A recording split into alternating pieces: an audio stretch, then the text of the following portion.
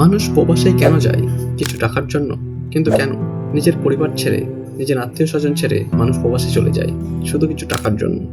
প্রবাসে গিয়ে মানুষ কখনো বা 1 বছর, কখনো বা 5 বছর, কখনো আবার বছরের পর বছর থেকে যায়। অনেক সময় তাদের বাড়ি ফেরাও হয় না। কখনো তারা দুবেলা দুমুঠো খেয়ে দিন কাটিয়ে দেয়, আবার কখনো না খেয়ে দিন কাটিয়ে দেয়। তা সত্ত্বেও মানুষ প্রবাসে যায় কিছু টাকা ইনকামের জন্য। কখনো জেনে বুঝে, কখনো বা না জেনে বুঝেই যায়। তারা জানে তাদের কতটা পরিশ্রম করতে হয়। না চাইতেও মুখ বুজে মানুষের অত্যাচার সহ্য করতে হয়। একবার ভাবুন তো, এত পরিশ্রম করার পরও যদি তারা তাদের টাকা না পায় তাহলে কি হবে?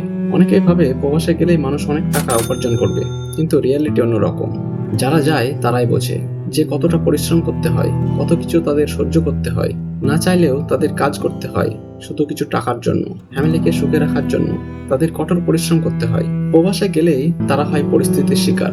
কিন্তু তারা প্রবাসে কেন যায়? বেকারত্ব, দারিদ্রতা, নাকি পরিস্থিতির শিকারে?